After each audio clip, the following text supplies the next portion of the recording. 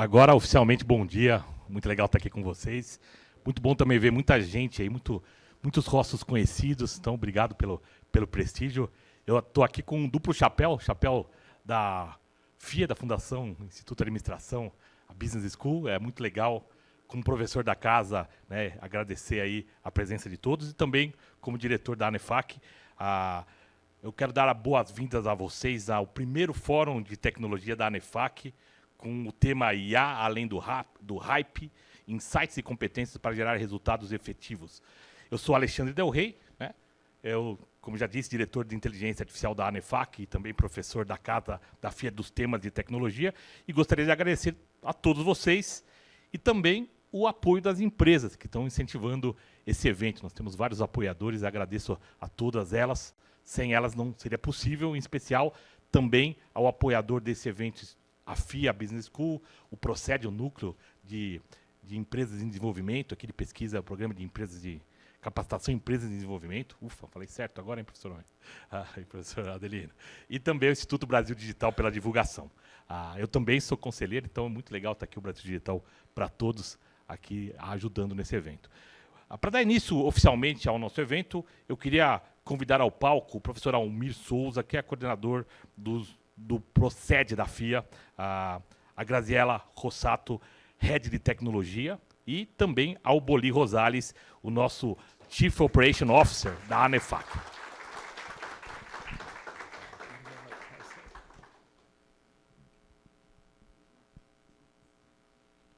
Professor Almir. Logo a mim que cheguei, ainda estou ofegante. Bom dia a todos. Eu, há mais ou menos uns 25 anos atrás, eu comecei a ler um livro que você começa a ler aquele livro que você começa, chega na 14ª página, você para. Você não sabe por quê, mas você fica para. Aí você começa depois. Alguns meses depois, na 14ª, 15ª página, você para de novo. Aí um dia eu resolvi, sem consultar meu psicanalista, porque aliás eu não tenho psicanalista, digo, por que eu estou parando? O livro chama Self-Esteem, Mildred Newman, autoestima. E ela dizia certos aspectos que pega na veia quem lida numa cidade como São Paulo, que é justamente o fato de você, eventualmente, chegar num evento, em qualquer que seja ele, uma reunião de trabalho, com os colegas, e ter que pedir desculpas, né? Isso pega a sua autoestima pelo pé e puxa um pouco para baixo. O que significava isto? Dizer ela, um dos fatores numa vida atribulada de cidades, metrópoles, é você procurar a pontualidade, ter um certo rigor como princípio e, às vezes, não conseguir cumprir. É o que aconteceu comigo hoje. Eu moro no Tremembé e saí de casa às 7h15 e resolvi pegar Marginal. Um pouco ambicioso, pegar Marginal, Pinheiro, Tietê. Deu nisso do que deu. Boas-vindas a todos ao Ambiente FIA. É um prazer muito grande. Vamos nos sentar? Por favor, vamos nos sentar. Vamos nos sentar. Fica de pé, só eu que estou falando, não é? É um prazer muito grande receber aqui para o primeiro Fórum ANEFAC de Tecnologia, sabendo que é o primeiro de uma série que será exitosa, principalmente compreendendo o perfil dos seus diretores, o grande Del Rey, o grande Boli, a nossa diretora também, Grazi, aqui presente. Eu tenho certeza, e é um evento que nasceu nos anos 60, uma instituição que nasceu nos anos 60, é uma instituição já longeva para uma sociedade em que as instituições não são tradicionalmente longevas, né? Então, a FIA, eu gostaria de lhe dizer o que somos aqui na FIA, que temos o prazer de receber a todos e a todas vocês. A FIA é uma instituição que nós criamos em 1980. Por que criamos a FIA em 1980? Porque a USP, a Universidade de São Paulo, ela privilegia a relação de trabalho dos seus professores numa condição dentre três, que é uma dedicação parcial, dedicação que chama integral, mas ela privilegia a terceira, que eu quero dizer, que é a dedicação integral à docência e à pesquisa. Ora, as instituições, nós somos quase 50 unidades educacionais dentro da universidade.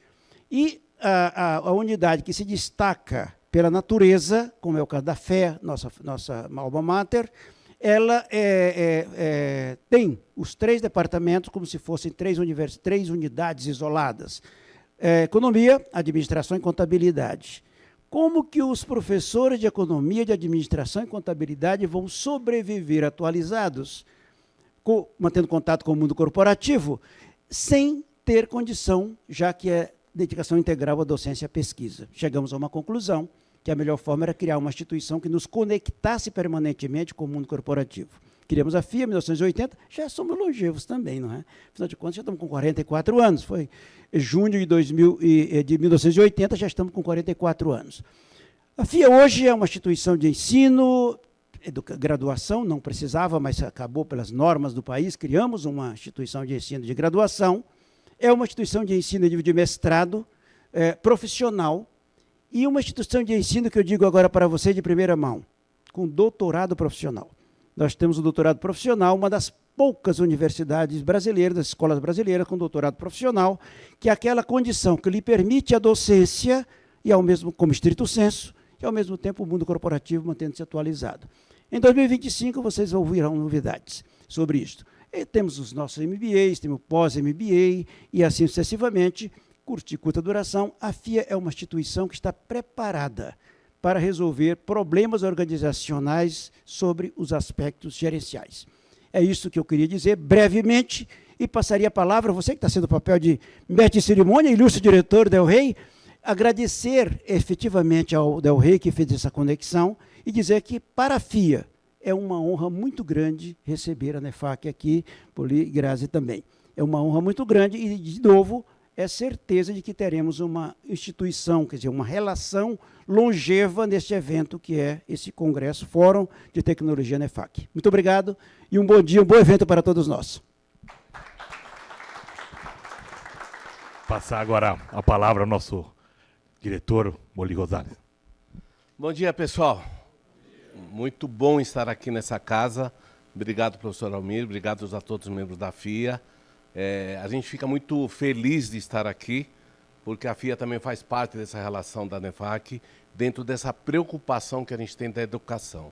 Eu acho que as mudanças que a gente está para ter no mundo, olhar um aspecto Brasil, olhar um aspecto mundial, é muito importante a gente tratar um pouco mais da educação, né? E aí, quando a gente fala de educação, a gente está falando de educação básica e também a educação no mundo executivo, que é um papel que a NEFAC tem trabalhado e temos essa aliança aí com a FIA também de maneira muito positiva.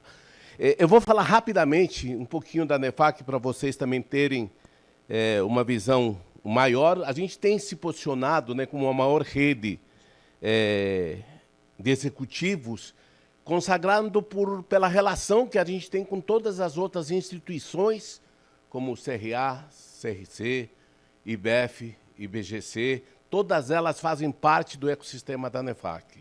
Elas, faço questão sempre de deixar isso muito claro, elas não são concorrentes da NEFAC, elas estão preocupadas também com iniciativas iguais que a NEFAC, e todas essas instituições, ou todas as academias, fazem parte desse ecossistema que a gente fala, que reúne a maior rede de executivos em si.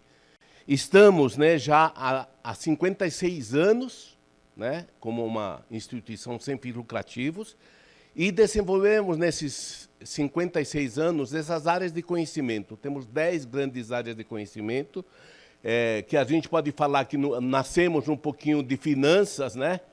Finanças, administração e contabilidade, que é o FAC, quando a gente pronuncia a NEFAC, né? E no percorrer dessa trajetória dos 56 anos, as outras áreas, né, que teoricamente eram pequenos departamentos nas empresas, foram sendo encorpados pelos desafios executivos, né? E a gente foi abrindo, digo, essas 10 grandes áreas de conhecimento, envolvendo economia, capital humano, tecnologia, governança, questões tributárias e assim por diante, né? Essas 10 áreas de conhecimento, a gente tem lideranças, temos comitês, temos fóruns de discussão, que a gente tenta abordar de maneira ampla esses assuntos, e quando a gente quer olhar um pouquinho no sentido de dar uma inteligência de mercado, a gente criou essa inteligência de mercado, que a gente reúne todas essas áreas, essas 10 grandes áreas, e a gente foca num determinado segmento, num determinado mercado, para poder trazer aspectos talvez de inovação tecnológica no agronegócio, são totalmente diferentes, por exemplo, para um varejo. as questões tributárias ou contábeis também podem ter especificações diferenciadas. Então, quando a gente vai para a inteligência de mercado, a gente quer entregar com essas diretorias que a gente tem um conteúdo mais rico, um conteúdo mais apropriado para os negócios em si. Tá? Dentro disso, a gente tem feito a nossa expansão, né? 56 anos, mas a gente também tem desafios, né? A gente, assim como vocês têm nas empresas que vocês convivem, estamos presentes nas principais 14 cidades do Brasil, e, além do Brasil, estamos também fora do Brasil, desde o início, na nossa criação em Estados Unidos, com o Instituto IMA. Além dos Estados Unidos, estamos na Espanha, Argentina, Colômbia, México, fortalecendo que essas questões globais façam parte de uma discussão dentro de uma agenda que a gente tenha para poder entregar muito mais. Tá? Então, a NEFAC também já está, diria, há alguns anos, 5 anos, que a gente está no mercado internacional, trazendo também discussões e fóruns de debate em cima disso. Recentemente, há 2 anos, a gente foi convidado por uma grande instituição mundial, que está em 17 países, né? Então, há 2 anos que a gente faz parte dessa instituição mundial, focado na área financeira, né? E nós representamos essa instituição aqui no Brasil e parte também da América Latina, como a Argentina, a Colômbia em si. Dentro dessa instituição, a gente tem hoje 2 membros da NEFAC no conselho, e na estratégia definida para os próximos 4 anos, vocês podem ver que são praticamente os mesmos desafios que a gente fala aqui um pouquinho, quando a gente fala da agenda de ESG. A agenda de ESG é uma questão do Brasil, uma questão mundial, e nós da NEFAC temos liderando esses comitês no mundo em si. Tá? Então, uma agenda de ESG, outra agenda muito forte dessa questão de transformação digital, né? Aspectos de tax, por incrível que pareça, tax não é só Brasil, tax é um problema mundial, e a questão de valorização e de certificação, que a gente fala de executivos de finanças, né? A própria Grazi, que é a nossa líder aqui no Brasil da área de tecnologia, representa a NEFAC já mundialmente nessas instituições, que são as instituições globais que estão aqui em mais de 17 países, tá? Desculpa, 16 países. Já estão pensando no crescimento dela, né? Então já está falando 17. Então, nessa agenda que a gente está querendo falar, o tema que a gente está trazendo para a abordagem hoje, na questão grande, diria, de abrangência de tecnologia, é um desafio global, um desafio mundial em cima disso. O que a gente quer com essas alianças internacionais? Trazer as preocupações, as dores, as experiências e pôr no contexto também internacional o Brasil e pôr no contexto internacional as entidades que estão perto da NEFAC em si. Esse, eu acho que é um grande objetivo que, graças a vocês, graças aos nossos diretores, hoje a gente tem mais de 115 diretores, que nos ajudam, né, de maneira voluntária, é muito importante deixar isso extremamente claro, que dedicam o seu tempo, né, parte deles vocês vão ver hoje, doando o seu conhecimento, gerando maior informação para ter um network de altíssimo nível. Tá? Essas são as grandes áreas, quando a gente fala das áreas de conhecimento, né, esse material também depois o pessoal vai estar encaminhando para vocês, e estou à disposição aí para poder também esclarecer ou falar um pouquinho com vocês no intervalo. A gente tem aí as 10 áreas de conhecimento e as grandes comissões que a gente tem para poder estar debatendo o assunto durante o ano todo. Tá? Então, vocês estão convidados a fazer parte dessas comissões, vocês estão convidados a convidar pessoas a fazer parte dessas comissões para a gente poder estar discutindo. E, na parte amarela, que a gente grifou um pouco aqui, a gente tem essa área de tecnologia, né? Que aí eu vou passar a palavra para a nossa líder, a Heather, que é a Grazi. Obrigado, pessoal. Bom dia, pessoal. Sem mais delongas, né, eu acho que a gente vem para o evento para buscar conhecimento, se relacionar. Né? Então, acho que quando eu assumi a cadeira como head de tecnologia da NEFAC, a convite do Boli, um dos principais pontos que eu trouxe para ele, Boli, eu não quero mais um cargo, né? Porque eu acho que eu sou muito preocupada em deixar legado. E, nesse sentido, esse evento é um legado, porque a gente está transformando a cabecinha aí de cada uma das pessoas que estão aqui sentadas, no sentido que a gente quer provocar reflexões, a gente não quer dar respostas exatas, porque cada um sabe do seu ambiente, da sua necessidade. Né? E eu vi, pelas poucas pessoas que eu conversei, que eu tive a oportunidade de conversar, são pessoas de diversos segmentos, e a gente está aqui hoje no evento de tecnologia. Então, nós queremos passar a mensagem de tecnologia de uma forma simples, democrática, para que todos vocês consigam entender, compreender e aplicar no seu dia a dia. Tá bom? Eu queria agradecer imensamente ao Ale, o Alexandre Del Rey, carinhosamente Ale, que aceitou liderar a organização desse evento numa época do ano tão complicada, que é o final de ano, né, o último trimestre. Então, se vocês estão aqui, espero que vocês saiam maiores do que chegaram, né, não só pelo Coffee Break, mas pelo conhecimento que adquiriram.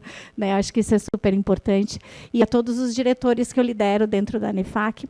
Então, como eu comentei inicialmente, eu sou empreendedora no segmento de tecnologia desde os 21 anos, sou conselheira, investidora, mas mais do que tudo, tenho uma preocupação aí de transformar essa sociedade, esse Brasil que tem tanta oportunidade para todos. Tá bom? Muito obrigada, espero que aproveitem o evento e passo a palavra então de volta para o Ale. Agradeço a FIA e a todos que estão aqui. Então vamos começar a falar agora dela, né? Inteligência artificial que vai dominar o mundo, que vai acabar com os empregos, é isso? Né? Será? Não, acho que não, né? Deixa eu pegar só o meu brinquedinho favorito aqui, o passador de slides. Né? Acho que essa discussão, né, sobre inteligência artificial para negócio é muito importante. Então, fico feliz, eu vejo aqui as diferentes áreas representadas, as diferentes formações representadas aqui, porque nós estamos falando de uma tecnologia que é uma tecnologia que muda a nossa sociedade, né?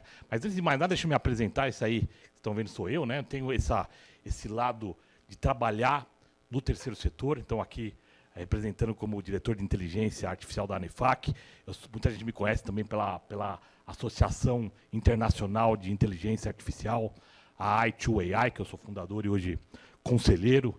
Alguns dos lugares que eu tenho participado, fico feliz também de ser conselheiro do Brasil, Movimento Brasil Digital para Todos, que é um movimento de inclusão, de trazer essas tecnologias para o público de modo geral, né, articular as lideranças.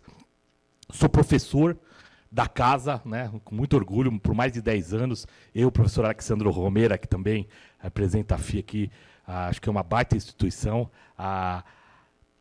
Trabalhei, né, professor, você trabalhou, professor? Não trabalhei, já sei como é que é, né?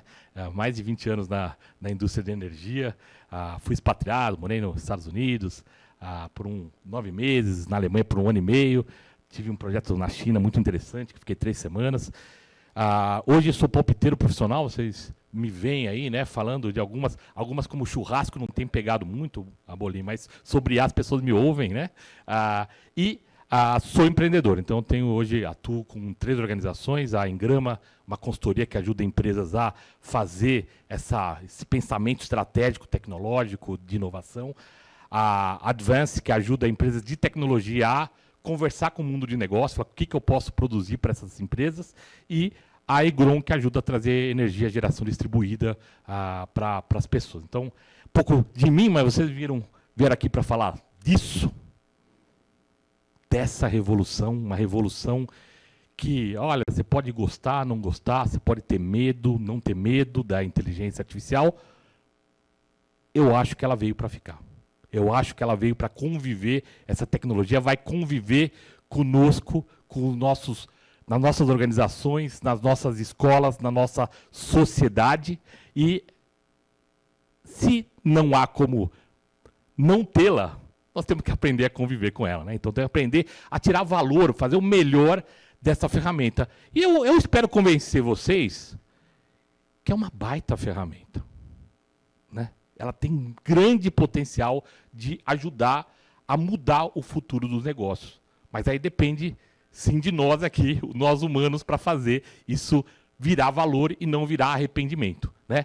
Então, olhando para a inteligência artificial, muita gente fala, pô, isso é novo, mas, cara, isso é uma tecnologia muito madura, ela vem evoluindo ao longo dos tempos, né? A gente começou lá nos anos 50, inteligência artificial era isso aqui, ó, conseguir transformar eletricidade em símbolos, né? Um A é um não, sim, não, né? Sim, eletricidade, não eletricidade, essa formação de palavras, essa lógica booleana, verdade, não verdade, essa é a base de tudo. Isso era IA nos anos 50. A gente passou nos anos 80, poder conectar essas ideias em árvores de decisão, né? Pô, eu vou dar crédito para uma pessoa, ela é casada? Pô, se ela é casada, tem uma linha, se não é, é outra.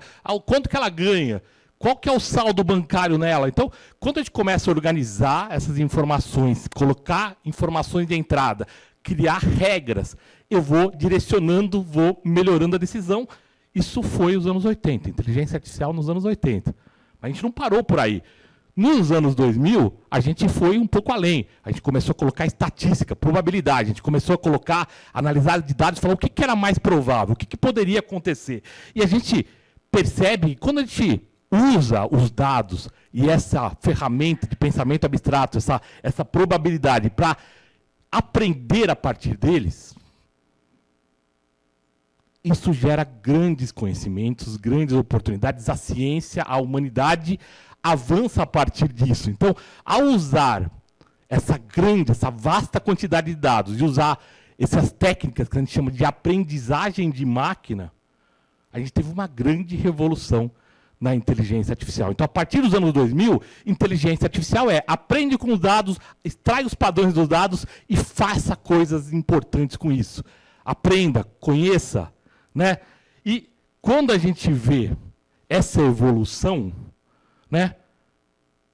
Se a gente está chamando algo de inteligência artificial, da onde eu posso buscar a melhor inspiração, né, possível? Olha, vamos buscar num projeto que funciona, que faz com que a espécie seja muito inteligente, vamos buscar no cérebro. Então, quando a gente fala hoje do estado da arte de inteligência artificial, a gente está usando estatística, matemática, probabilidades para modelar o que a gente chama de redes neurais artificiais, o neurônio humano em matemática. Essa fórmula aqui, fórmula bem simples, bem singela, né? Um peso e uma variável, né? Isso é a essência do neurônio artificial. Essa informação primeira é importante, a outra é menos importante, a outra é mais importante, soma tudo isso, analisa aquela informação, ela é relevante o suficiente, passa para frente. Ela não é relevante, para por aí. E ao usar essa ideia do neurônio artificial conectado, um depois do outro, depois do outro, depois do outro, a gente faz coisas que parecem mágica. Mas no final, nós estamos ainda falando de matemática. E esses dois cidadãos aqui ganharam o Prêmio Nobel da Física por terem inventado os fundamentos para essa maravilha que hoje nós chamamos de inteligência artificial. Então, se eu falar para vocês, nós devemos ter medo de matemática e estatística, porque ela vai roubar o nosso emprego, vai soar meio estranho. Falar, cara, não. Mas como a gente chama de inteligência artificial, essa robustez, né, de tecnologias, a gente fica lá, nossa, agora mudou tudo, né? Então, a gente fica olhando com outros olhos. Mas é uma baita ferramenta e é isso que eu quero mostrar para vocês. Porque essas ferramentas, em essência, elas conseguem aprender padrões de um mundo cada vez mais complexo, cada vez mais informação. Então, eu consigo extrair informações de documentos, eu consigo extrair padrões, né, de comportamento de dados, como esse caso aqui da temperatura, eu consigo extrair até inferências sobre emoções humanas, a partir de pontos de observação. Então, essa capacidade de poder extrair informações e conhecimentos dos dados, ela é incrível, ainda mais num mundo onde nós estamos tendo uma abundância de dados. E uma inteligência artificial, uma ferramenta que consegue fazer coisas que antes eram só atribuídas a humanos, na minha leitura, ela tem um valor incrível para os negócios. Se a gente pensar essas ferramentas com a capacidade de automatizar processos, né? Aqui, um caso, o que eu preciso fazer no SAP? Você programa isso, fala, faz isso, faz isso, faz isso, faz isso, faz isso. Ele faz um fluxo inteiro para mim. Pô, é ótimo. Ou eu faço uma ferramenta dessa, planejar, quais são os caminhos, o que eu preciso entregar, escolha os melhores caminhos, as melhores rotas para fazer a entrega de cada um desses componentes. Ou pega um texto, fala, me extraia quais são as informações mais importantes. Então, leia esse texto, processe essa linguagem. seja ela a linguagem humana, idiomas, a matemática, a música, extraia padrões, extraia coisas, elementos relevantes. Ou se a gente olha para a inteligência artificial, com a capacidade dela de ver e de processar imagens, dirija para mim. Pare, avance, desvie. Ou, ainda, crie uma cópia de uma realidade, de um motor, de uma fábrica, de um coração. Faça uma previsão do que poderia acontecer com essa coisa, sob essas e essas condições. Ou até, né, com a nova rainha, né, das tecnologias ligadas à inteligência artificial, a Gen AI, a IA generativa, onde a gente consegue, além de tudo isso que eu falei, construir conteúdos novos. Gere uma imagem, gere um texto, gere ideias, resolva esses problemas. A gente está falando isso aqui, é um vídeo que eu estou brincando aqui com um dos últimos avanços da IA generativa, está justamente na geração de vídeos.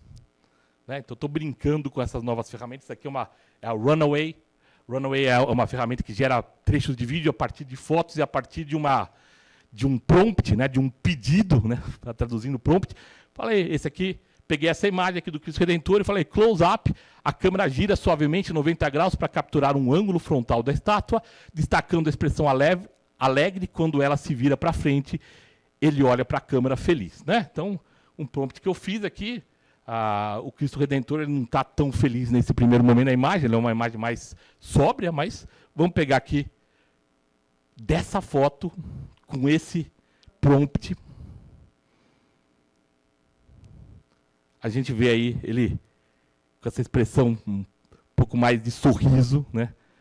Com os meus 10, 12, 15 minutos 15 segundos de vídeo, né? Então, essas ferramentas, elas existem, e não só existem, mas elas estão cada vez mais acessíveis. Para usar uma ferramenta dessa, a gente tem que pagar a fortuna de $12 por mês. E o dólar está alto, né? Então dá uns R$60, né? Então é grana, né? Então essas tecnologias estão disponíveis, acessíveis. E eu diria que é uma baita de uma ferramenta para os negócios. Mas qual que é a questão, né? Qual que é a questão? A gente falou, pô, inteligência artificial, pode fazer tantas coisas incríveis. Ou não? E por que não está fazendo mais? Talvez porque, na minha leitura, nós humanos aqui, temos que se apropriar mais dessa ferramenta. Como nos apropriamos de todas as outras que vieram no passado. A gente tem que primeiro entendê-la.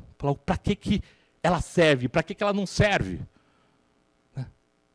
E como, de fato, com todas essas... Que baita canivete suíço, com todas essas possibilidades, ela, de fato, pode ser usada na minha organização, no meu negócio, ou para mim, como profissional, para gerar valor.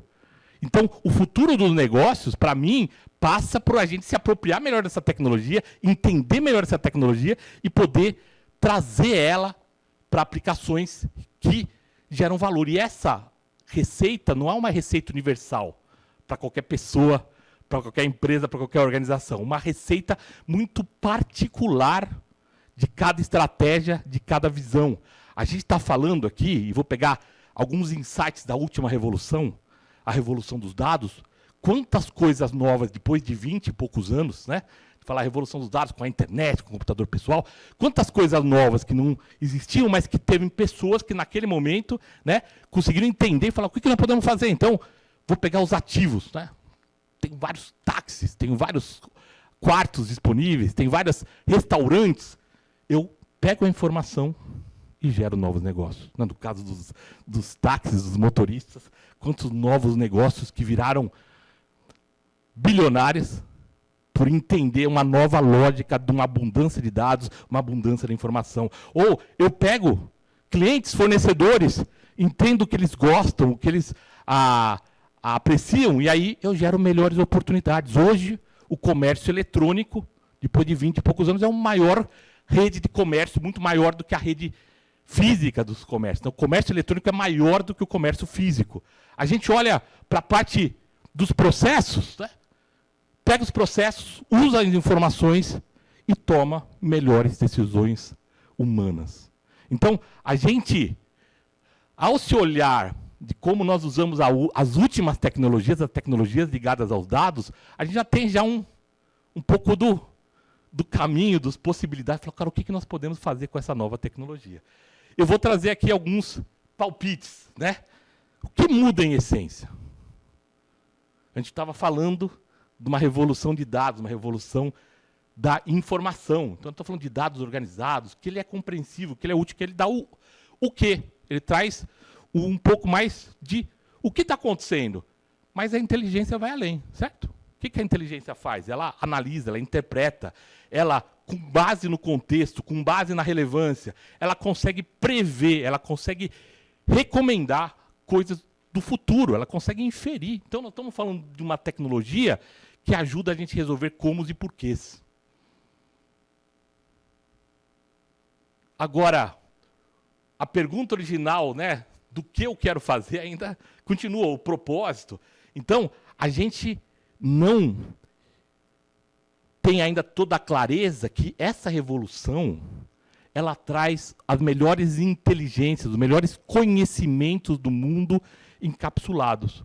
Seja ele para fazer medicina, um agente médico, um agente de marketing, ou um agente motorista, um agente auditor, um agente cameraman, que eu mostrei lá, né, no prompt, o agente advogado, consultor, analista, cozinheiro, designer, engenheiro.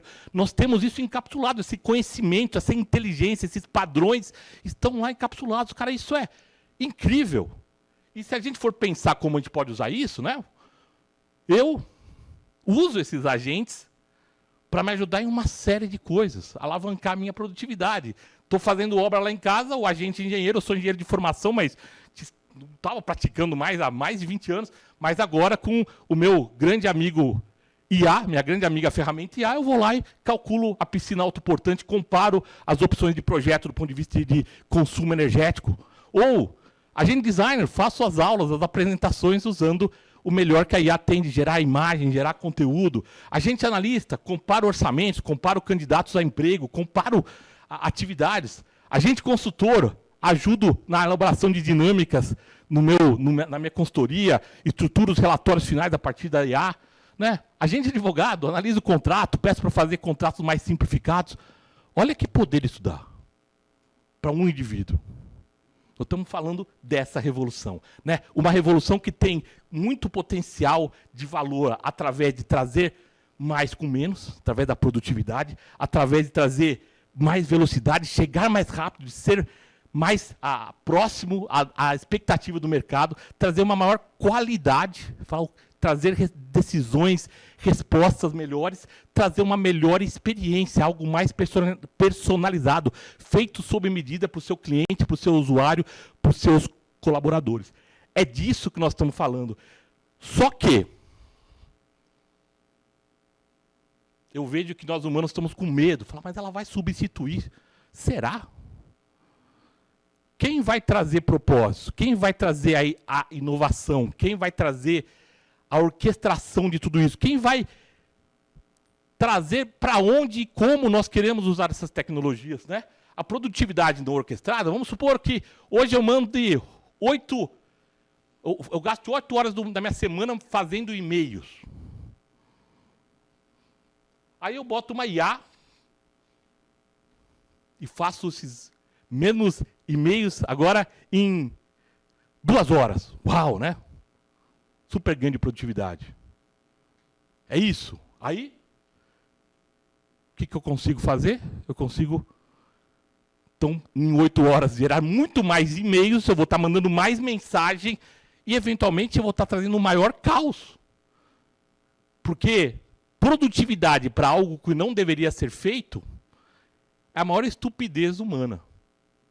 Né? Então, imagine se eu ficasse mandando e-mails para responder reclamações do meu cliente. Fala, cara, eu devia estar trabalhando para não ter reclamações do meu cliente. Eu não tenho que dar eficiência para mandar e-mails respondendo. Então, essa lógica de aonde eu preciso ser produtivo, essa orquestração ainda é muito humana, porque a gente, é claro, mesmo usando sem pensar, vamos usar a inteligência artificial sem pensar num processo mais produtivo com IA, você consegue melhorar o processo? Consegue. Conseguir reduzir os tempos ali, então, na prática, mesmo sendo totalmente não orquestrado, você tem um ganho de produtividade. Mas não é aí, eu acho, que nós estamos falando. Não um ganho, falar, vamos fazer, vamos usar, vamos tentar. Isso é um real, um ganho real, mas eu acho que nós temos que ir muito além. Nós temos que pensar, e aí tem que tirar o chapéu, dependente se você goste ou não dele, né? No nosso mais excêntrico bilionário do planeta, o Elon Musk, né? Porque ele tem uma visão de longo prazo, ele tem uma estratégia e ele cria os fluxos de valor para chegar a entregar aquela estratégia. Então, a gente está olhando aqui esse gráfico, que é um gráfico logaritmo, quer dizer, ele é exponencial, ele está aqui parecendo linear, mas é algo tipo em 1000 vezes, onde o preço de se voar para o espaço caiu aqui, né, sei lá, em 10 mil vezes, sei lá, um número absurdo. Como isso? Porque o Elon Musk, ele pensa, fala, onde eu vou usar a tecnologia, né? Eu vou usar a tecnologia para reutilizar os foguetes, ele vai voltar bonitinho, direitinho, para a Terra, muito bacana. Legal, então, ao invés de explodir no espaço, virar lixo espacial, gastar uma grana preta com aquilo, não. Eu trago ele de volta para a Terra. E agora, ele ainda, para piorar ou para melhorar, né, vamos dizer assim, ele tá agora falando, mas eu não quero nem ter que recolher o foguete, vai pousar direto na base. Então eu vou usar tecnologia para fazer baliza espacial, para no lugar que tem que parar, já está pronto para lançar na próxima vez. Então eu tenho que olhar onde essas tecnologias aplicadas, elas vão trazer valor. É isso que eu tenho que fazer para o futuro do negócio. Eu tenho que começar a pensar numa nova mentalidade com essas ferramentas, com as novas tecnologias. A gente, é engraçado, pega essas duas fotos, porque a fábrica de motor a vapor, né? Ela tinha lá os motores a vapor que faziam todo aquele trabalho. Quando veio o motor elétrico, sabe onde eles colocavam o motor elétrico? Nos mesmos lugares que as pessoas colocavam o motor a vapor. Por quê? Porque era a força do hábito. Mas, a eletricidade pode ser entregue em qualquer lugar. Essa é uma das vantagens de ter um motor elétrico.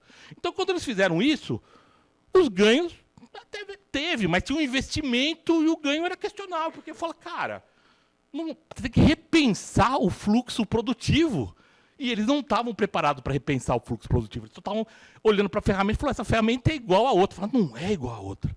Ela tem muito mais poder. Então, a gente está falando de uma nova mentalidade para os negócios, onde eu quero pensar, eu preciso pensar o que eu quero construir, né, a minha visão estratégica de longo prazo. Quais são esses indicadores que representam performance? Eu vou estar, né, trazendo menor custo, melhor velocidade, eu quero ser uma experiência mais inclusiva, mais imersiva, e a partir daqui eu falo, mas quais são os projetos de tecnologia que vão me aportar valor, né? Para cada um desses projetos, seja ele como pessoa física, como pessoa jurídica, eu tenho que pensar e olhar qual é o impacto do negócio desses projetos, porque aí sim eles vão trazer valor de fato. Não é um uso indiscriminado, mas um uso planejado, um uso pensado, um uso com propósito, onde eu construo fluxo de valor. Nesse sentido, a gente está falando de um ganho real de produtividade, de criar processos inteligentes, que mudando o contexto, ele muda resultados. Isso é ótimo para as organizações, e a gente tem tecnologia para isso. A gente tem hoje tecnologia que pega informação tipo, tá sol, tá verão, dólar tá baixo, vou recomendar alguma coisa aqui, tipo, vá para a Grécia. Não, tá chovendo, dólar tá mais alto, não dá para viajar para fora, vai aqui para a Argentina, para o Chile, para uma vinícola. Então, essa complexidade de contexto, essa capacidade de se entender o contexto e recomendar algo, as organizações, elas permitem isso. A gente também tem a necessidade de pensar como esses diversos processos inteligentes se conectam, né, em criar, né, uma organização muito mais hiperprodutiva, muito mais capaz de entregar valor. Então, quando a gente conecta processos inteligentes com processos inteligentes, nós criamos uma organização mais inteligente. A gente está falando, sim, né, também de pensar como as nossas organizações podem se conectar com outras organizações inteligentes e criar modelos de negócio mais disruptivos, mais diferentes, mais impactantes. Então, há um espaço enorme para a inovação. Um espaço enorme para a inovação. E muita coisa, estou chegando caminhando para o final aqui, tem muita coisa que está acontecendo, que tem hora que não está no nosso radar, né? Mas nós estamos criando essas máquinas, esses processos inteligentes, está criando essas máquinas que conseguem interagir, né? Então está sem som aqui, mas dá para vocês verem aí o texto. Está melhorando o som aqui? Está interagindo com esse robô. Está perguntando, posso comer alguma coisa, né? Ele já identifica o que é comestível, né? Great. Can you explain why you did what you just did while you pick up the trash? On it. So I gave you the apple because it's the only edible item I could provide you with on the table.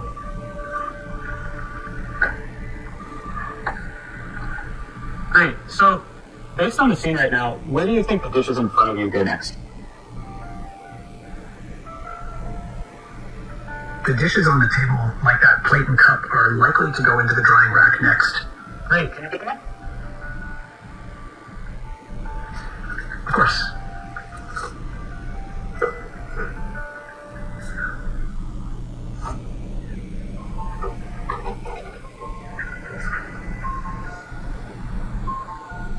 Alright, so how do you think you did?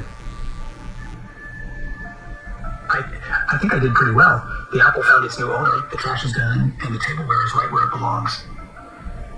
I agree. Thanks, Figure One. You're welcome. If there's anything else you need help with, just let me know. Então nós estamos falando de máquinas, de ferramentas, de algoritmos, de sistemas cada vez mais performáticos, que conseguem planejar, que conseguem estruturar raciocínio.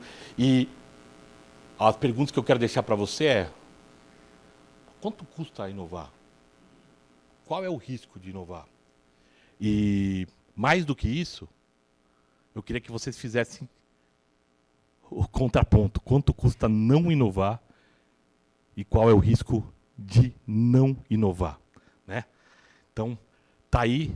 Acho que você tem como avançar, tem muitas maneiras de fazer isso através de equipes internas, de consultoria, de software houses, de contratar serviços a software como serviço, mas o importante é vocês fazerem algo, tá bom? Obrigado, agradeço aí, vou passar a palavra para os painelistas aqui. Aproveitar e já chamar os meus colegas de painel, né? Grazi, né? A Grazi Rossato e os demais painelistas, Cláudio Soldeira e o nosso querido Gustavo.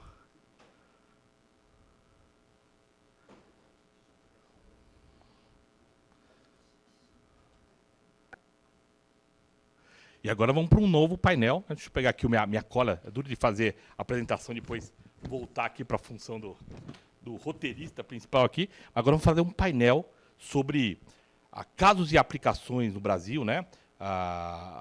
Painel de competitividade e desafios, painel de competitividade e desafios de como trazer valor ao negócio, né? Então a Graziela Rossato vai estar contando com a participação também do Gustavo Di Martini e do Cláudio Soldeira e do Alexandro Romeira, que é o nosso querido Alexandro, para fazer esse bate-papo do painel também.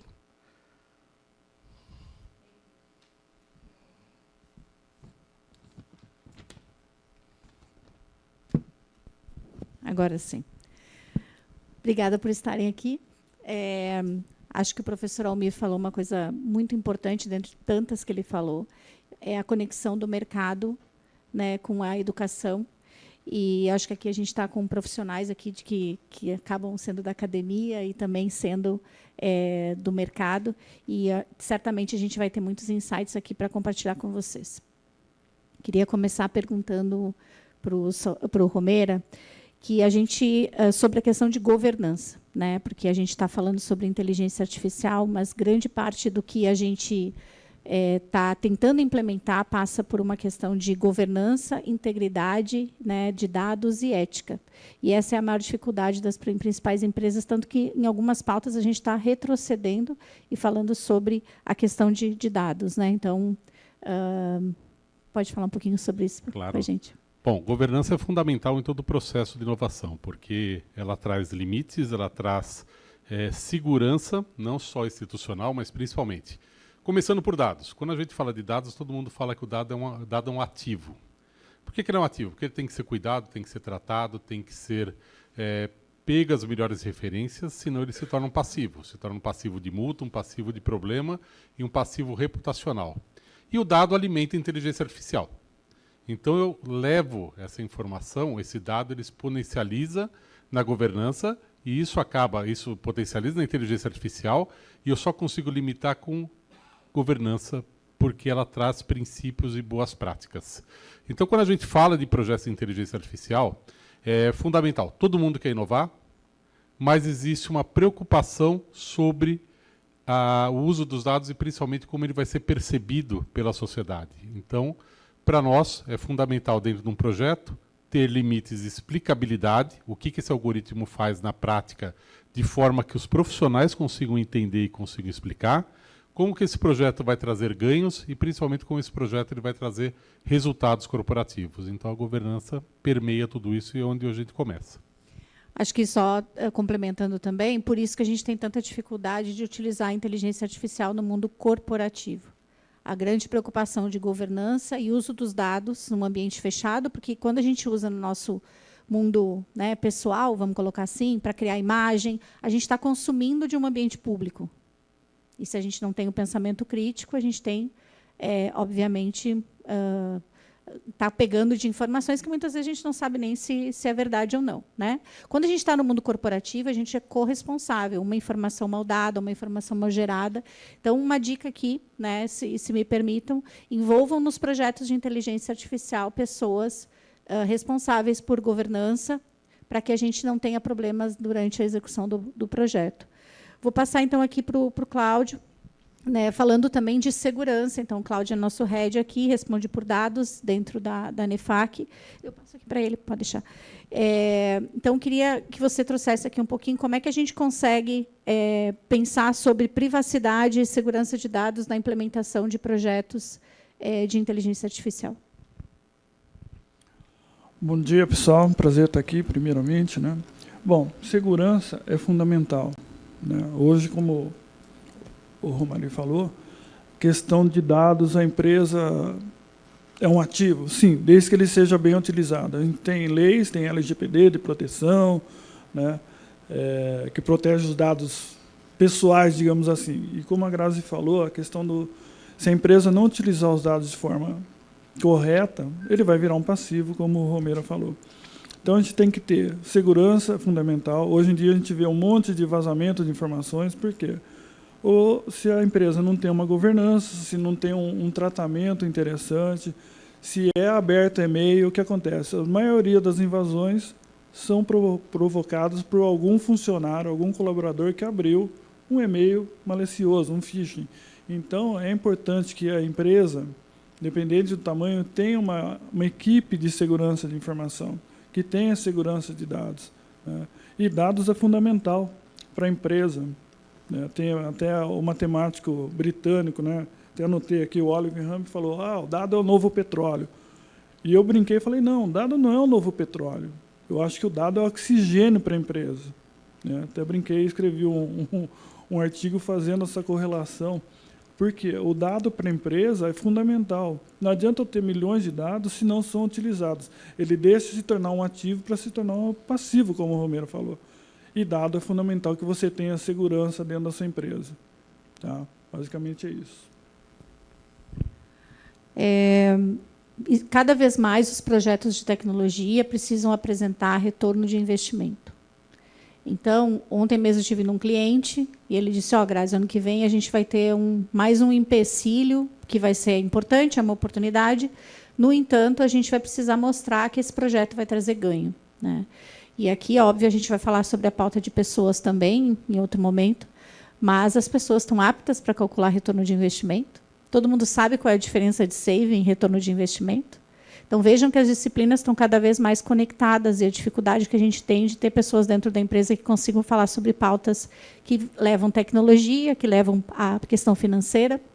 Né? Enquanto a NEFAC aqui, a gente vem fazendo um trabalho, e é um dos legados desse evento, sobre a gente entender que não é só sobre tecnologia. Eu, sendo formada em tecnologia e administração, eu tenho que entender também de finanças, tenho que entender também da parte jurídica. Então, por isso que a gente precisa se conversar e se relacionar. Gustavo, é tão estranho chamar ele de Gustavo, porque para mim ele é o Gus. Gustavo, fala um pouquinho para a gente sobre a questão da parte de como que eu posso medir projetos de inteligência artificial. Acho que seu microfone vai ser aquele, é de duplinha, assim que a gente está. Obrigado, Grazi. Tem uma coisa muito curiosa em relação à inteligência artificial que pessoal, todo mundo fica assim super, nossa, que coisa impressionante. E eu, como sou programador, eu falei, não, deixa eu entender o que está por trás. Então, estou fazendo o 3º curso no MIT para entender como você desenvolve a inteligência artificial. Eu estou vendo código, estou vendo programa, estatística, então eu acho impressionante sim o resultado. Mas a tecnologia é uma tecnologia. O segredo da inteligência artificial é muito mais o dado do que só o algoritmo. Então, isso é muito importante a gente ter em mente. Então, o que a gente pode fazer? Então, a primeira resposta é o que eu quero fazer dentro da empresa com a inteligência artificial? Parece uma pergunta óbvia, mas quando a gente olha hoje na estatística das 1000 empresas que mais investem em tecnologia no Brasil, 100% dos CIOs, eles têm na pauta deles, se não está no 1, está no 2, nunca vi no 3. É a inteligência artificial, mas não o que eu quero implementar, é o que eu faço com ela. Então, o que você tem que fazer? Você tem que ter muita clareza do objetivo. O que você quer fazer? Segundo, você tem que ter clareza de como você vai fazer isso. Então, você tem dados suficientes, os dados são confiáveis, os modelos que você pode adotar são modelos funcionais. Terceiro, você tem que ter uma equipe muito boa. Então, você tem que ter cientista de dados, que esse dado é a base. Se você não tem uma pessoa que cuida disso com muito cuidado, seguramente o resultado... Em inglês a gente fala que garbage in, garbage out, né? É o que vem de lixo na entrada, vai ter lixo na saída, né? Construir modelos, definir como isso vai operar, não é nada trivial. Então, eu gosto muito daquele gráfico que mostra o modelo, que ele tenta classificar a informação, e aí tem um negócio chamado overfitting, né? Que é o quê? Quando você tenta fazer a curva muito detalhada, separando bem o que é uma coisa e o que é outra, para que você esteja muito próximo à precisão da resposta, aí você tem um problema, a IA, ela alucina, ela não vai funcionar corretamente, então ela passa a produzir resultados equivocados. Então, se a gente tem objetivos claros, se eu tenho uma equipe correta, se eu tenho isso muito bem planejado, vou pensar na tecnologia, não é só na parte de capacidade computacional que você pode usar em cloud, mas qual modelo eu vou utilizar, qual é a melhor maneira de implementar. Ter um processo de monitoramento contínuo do resultado, utilizar corretamente a informação, o substrato daquela informação, e de maneira muito cuidadosa. Então, fazer a curadoria do dado, mas fazer a curadoria do resultado. E, na medida em que você percebe que ele está preciso, conhecer as limitações, até que ponto eu posso confiar, que tipo de processo eu posso fiar. E, obviamente, você tem uma metodologia de melhoria contínua para que a tecnologia ela não só seja expandida, como ela seja sempre melhorada dentro da aplicação, dentro da tua estratégia, com a melhor equipe, com a melhor infraestrutura e melhor tecnologia. Muito bom, Gustavo. De fora para dentro, né? Então nunca é sobre, porque às vezes acontece, eu preciso botar inteligência artificial aqui na minha empresa. Por que não? Porque é por isso que é além do hype aqui, né? Não, porque tá todo mundo falando, tem que ter também esse negócio, né? Eu não posso ficar atrás dessa. Só que é bem o que o Gustavo falou, né? Para quê, né? E também deixar muito claro que inteligência artificial não é chatbot, gente. A gente vê às vezes nos eventos ótimos projetos de chatbot trazendo como sendo o auge da inteligência artificial. Desculpa, a maioria dos chatbots que a gente vai olhar são árvores de tomada de decisão. Digite 1, 2, 3, não tem inteligência por trás. Né? Então, quando a gente vai olhar no capô daquele negócio, lá não tem nada disso. Então, a gente sabe que inteligência artificial é um diferencial competitivo e a gente precisa pensar sobre inteligência artificial, e para que as pessoas pensem mais sobre inteligência artificial, elas precisam ter tempo, e os times estão cada vez mais enxutos. Então, falando sobre diferenciação competitiva para as corporações. Eu queria que o Romero comentasse um pouquinho quais as áreas que você está vendo que está tendo mais sucesso na implementação de inteligência artificial. Perfeito. Eu vou até, depois do meu material, trazer um estudo e um reporte. Hoje, as empresas que mais têm investido em inteligência artificial e principalmente têm tido mais resultados são as que tiveram melhor governança de dados. Hoje, destaque especial segmento financeiro e segmento seguradora. Esses segmentos investem muito e eles têm por características a tomar decisão apoiada em dados. E eles estão investindo cada vez mais em inteligência artificial, além do hype, além do chatbot. Porque hoje a generativa ela acelera muitos projetos, mas ela só é viável e ela só traz resultados apoiados em decisões que são explicáveis. Então, segmento de finanças e seguro, que tem encabeçado a fila no que nós estamos vendo, seguido por segmento de telecomunicações. E hoje nós estamos vendo um movimento muito forte de governo também. Governo, apesar dele não ter lucro como atividade fim, ele tem a experiência como objetivo. Então a gente tem visto muito movimento de governo com investimento em DIA. Então esses segmentos eu posso destacar para vocês. Legal. Só fazendo uma pesquisa rápida aqui, quem tem projeto real, baseado no que a gente falou aqui de inteligência artificial nas suas empresas hoje em andamento?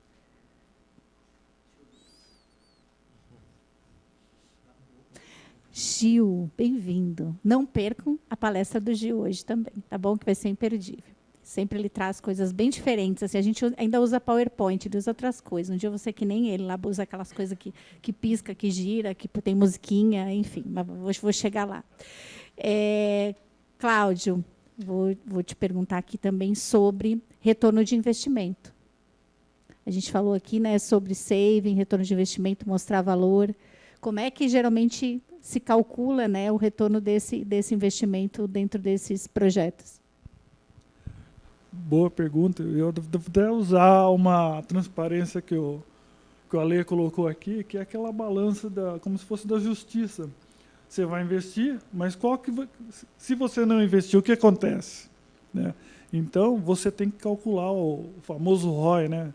Retorno sobre investimento, traduzindo. É fundamental você saber se o seu projeto vai ter retorno. Isso você faz no seu planejamento, né? Com a sua análise de dados, a sua governança de dados, o seu entendimento de seus dados e, principalmente, o que você quer resolver. É fundamental para qualquer inteligência, qualquer projeto de análise de dados, né? É você saber o que você está querendo resolver. Vou resolver um problema que eu tenho, né? Embasado, né? Que nem o Romero falou. O setor financeiro vive utilizando novas tecnologias e está começando a utilizar alguma coisa para tomar decisão. Embasamento no quê? Num dado bem qualificado, bem analisado. Isso é fundamental. Tá? Então, o retorno do investimento, como que a gente consegue analisar, né? Que é a sua pergunta.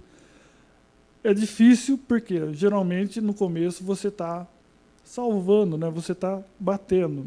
Mas, a partir do momento que você começa a aprender, que você começa a ter resultados básicos, ou seja, você está empatando, já começa a ter um retorno interessante. Tá? A gente fez alguns projetos que a empresa, a primeira coisa que a gente faz no planejamento é estimar o ROI. Você não vai calcular, você não vai ter uma assertividade 100%, mas você estima. Né? E quando você faz o projeto bem planejado, você tem um retorno. O que a gente vê nas empresas é o pessoal, não, que nem a Grazi falou, vou implementar IA, tal, tal. Para quê? Para dizer que tem uma estrutura de IA, mas o que vai fazer com isso? Que dados que eu estou analisando? Para que eu quero? Qual que é o problema que eu quero resolver? Então, é fundamental para você ter um retorno, para você medir de forma adequada, é você saber o que você quer. Tá? Como eu sou da área, eu vou dar a diquinha, adoro dar diquinha. Né? Então, os projetos não precisam ser caros. Mindset de startup. Pega um projeto, define os objetivos, define os KPIs. Implanta em 2, 3 meses. Tem tecnologias no-code, low-code, que dá para fazer isso. Mede. Atingiu o objetivo, faz o rollout para a companhia. Não atingiu o objetivo, descarta. Esse é o mindset de startup que tem que estar dentro das empresas. né? Então, a gente tem que olhar. E, assim, dos projetos que eu participo, não só de inteligência artificial, porque a gente está falando aqui, porque, né, obviamente, é a pauta, mas, de forma geral, de tecnologia, eu trabalho muito fortemente com automação. Eu não tive um projeto em que a gente demitiu pessoas. Todas elas foram aproveitadas em outros departamentos. Inclusive, a gente nem tem utilizado mais posições de atendimento como único cálculo de ROI. A gente tem utilizado também multas. E, pasmem, às vezes as pessoas nem sabem quanto custa aquela atividade. E essa é a maior dificuldade que se tem. Então, o que acaba acontecendo é que a gente, às vezes, realmente não tem a informação para conseguir comprovar. Então, eu sei que eu vou reduzir em multa, eu sei que eu vou reduzir, vou acelerar aqui meu tempo. Tá, mas quanto tempo você leva para fazer determinada atividade? Não sei. Por quê? Porque as pessoas só sabem fazer aquele pedacinho delas. Elas sabem fazer um pedaço. Elas não entendem que este pedaço faz parte de um todo. E ninguém tem a medição de quanto custa esse todo. Por isso que tanto está se falando hoje de jornada, a gente olhar a jornada. Quando a gente vai entender a jornada de onboarding, a jornada de compra, a jornada do mercado externo, a gente constrói isso através de design, né, trabalha com essa parte, o que acaba acontecendo é, as pessoas se apresentam dentro da sala. Áreas que estão trabalhando juntas há muito tempo. Aí eu só falo, nossa, eu recebi várias... Né, porque pegou muita gente de pandemia, tem o turnover corporativo, então tem gente que está ali na empresa há 2, 3 anos e está se apresentando ali naquele momento. Então, as pessoas não sabem quanto custa. Então, é, sim, uma dificuldade, por isso que é importante a gente usar esses projetos curtos para fazer os testes. Né? Gustavo, quais são os principais obstáculos para implementar isso, né, em larga escala, né, que esse é o grande problema aí, né? Você estava falando, me lembrei de uma história engraçada, porque quando fala de IA, agora IA é para tudo, né? Então, outro dia em casa, acabou a cápsula de café, aí a nossa secretária do lar falou, o senhor tem que botar IA para começar a controlar isso. E aí me lembra lá em 88, quando começaram a aparecer vírus de computador, e eu trabalhava na área de suporte, aí alguém ligava, eu trabalhava numa empresa grande, escuta, apareceu um vírus no meu computador. Eu falei, não mexe. Não mexe porque é contagioso. A pessoa, ai meu Deus. Então, é muito curioso como é que a questão da tecnologia são as ondas e é como a gente se aproxima delas. Então, a gente precisa ter muito pragmatismo. Acho que o primeiro obstáculo é você realmente ter certeza de que aquilo que você espera é algo que é factível. Então, eu tenho escrito alguns artigos, eu sou um grande defensor de nunca usar IA para gerar código de desenvolvimento. Tem um monte de razões para isso, enfim. É só uma visão. Então, eu entendo que para isso ela não. Agora, como um assistente, é fora de série. Para assistente de desenvolvimento, é uma ferramenta impressionante. Então, primeiro ponto de risco e como fazer um bom planejamento, governança, trabalhar de uma forma muito sistemática, com monitoramento, garantir uma boa integração com sistemas legados para que a informação possa ser bem utilizada, ter o melhor capital humano empreendido. Então, como é que eu vou buscar essas pessoas no mercado? Às vezes eu tenho que desenvolver essas pessoas. Acho que as empresas precisam começar a desenvolver mais profissionais e, eventualmente, ficar menos naquela procura, eu digo que é a procura da última hora. Então, ter uma estratégia de desenvolvimento de pessoas é fundamental. Não subestimem a complexidade da IA, não subestimem a complexidade que é ter uma boa estrutura de dados e poder usar isso de forma eficiente. Esse é o segredo da boa utilização. E, por último, e não menos importante, a questão de cultura, né? Eu acho que esse é um grande obstáculo. E como é que você vence esse obstáculo? Envolvendo as pessoas, envolvendo as equipes desde o começo. Eu tenho a pergunta de cultura aqui. Você, por favor, segura aí, que nós vamos falar de cultura. Como eu não falei nada de cultura, então eu encerro por aqui. Tá bom. Bom, então agora eu vou perguntar sobre cultura. Tá bom. Então, vamos lá. Para a gente conseguir ter tempo para inovar, né, a gente precisa delegar. Senão, ninguém. Quem aqui, levante a mão, porque eu estou vendo que estão levantando pouco, ou porque não estão ouvindo a minha pergunta e estão no celular, ou porque, né, sei lá, estão postando, estão fazendo alguma coisa. Mas quem aqui, né, hoje tem dificuldade, né, com relação à tecnologia de inteligência artificial?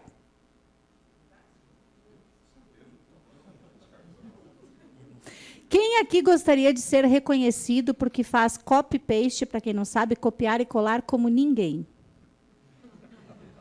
Isso vocês põem no LinkedIn? Ninguém põe. Então, a gente precisa dar para a inteligência artificial e para as tecnologias essa habilidade de fazer algumas atividades e utilizar ela no nosso dia a dia. E, para isso, a gente passa por transformar a cabeça das pessoas, inclusive a nossa. Então, para colher tudo isso. E quando a gente fala de cultura corporativa, isso é uma das coisas mais complexas que a gente tem. Por isso que, muitas vezes, uma empresa compra outra e demite todo mundo. Vocês já pensaram por que elas fazem isso? Não são porque elas são desumanas. Oi? Porque elas querem matar a cultura. É basicamente sobre isso. Então, a cultura corporativa é algo muito sério. Como é que eu vou inovar com uma empresa que é quadrada? Como é que eu vou inovar com um time que hoje está acostumado a fazer do mesmo jeito e não está aberto para o novo? Então, eu queria que... Essa é aberta, tá? Eu vou deixar você falar primeiro, que você começou a falar. Mas queria que você comentasse um pouquinho sobre cultura corporativa e times para entregar tecnologias que não são tecnologias simples, que requer todo esse arcabouço aí por trás. E a gente está falando do mercado corporativo. Então, fala um pouquinho sobre isso, Gus, cultura. Primeiro, eu achei fantástico o tema. Não tinha nem pensado em trazer cultura para a discussão. Não, achei fantástico. Obviamente, intimidade, gente. Quando a gente tem no painel pessoas que a gente conhece, é desse jeito. Mas vamos lá. O que eu acho super importante em qualquer projeto é a questão humana. Quer dizer, o maior desafio, que é o maior benefício, é realmente essa camada. E, de novo, fazendo referência à tua apresentação, Alexandre, eu acho que isso é algo que a máquina jamais vai poder substituir. Por melhor que seja o modelo, ele sempre trabalha com dado, ele vai olhar o passado, a capacidade de abstrair é outra coisa. Agora, quando você fala em cultura, você fala realmente vai ter a resistência, o que é, tem o medo. O medo vem do desconhecimento. Então, primeira coisa, vamos trabalhar conhecimento, trazer casos práticos, desmistificar a IA. Esse é o primeiro ponto. Segundo, quando você desenhar, mostrar projetos que têm aplicação prática e benefício. Aí você saiu de uma coisa abstrata, você concretiza. Uau, eu tenho isso aqui na IA, uma grande aliada, uma possível grande aliada. E terceiro é você fazer as pessoas participarem dos projetos desde o começo, da sua concepção. Elas poderem sentir parte e, por último, recolher os benefícios, os frutos. E poder divulgar isso internamente. Então, elas se tornam, como qualquer projeto, parte da solução. Romero. Um pouco da cultura que eu tenho visto é principalmente a ameaça da concorrência. A concorrência ela vem, ela acaba impactando e provocando, e aí faz mexer algumas culturas. Aqui está tudo bem, está tudo lindo, está tudo maravilhoso, eu sempre vivi assim, a tecnologia aqui é o meio e não é o fim. Aí vem um concorrente, gera uma transformação tecnológica, ameaça meu segmento, eu não consigo comprar essa empresa, então eu preciso absorver a cultura, e aí fala, poxa, eu acho que a minha cultura ela precisa ser adaptada pela tecnologia. Então eu vejo que hoje esse gap de informações, o desconhecimento gera medo. Segundo ponto, a concorrência provoca movimentações e modificações. E a cultura está alinhada a isso. Quando começa a doer, eu começo a me mexer. E a tecnologia tem provocado isso. E a IA não tem volta, o gênio não volta para a lâmpada.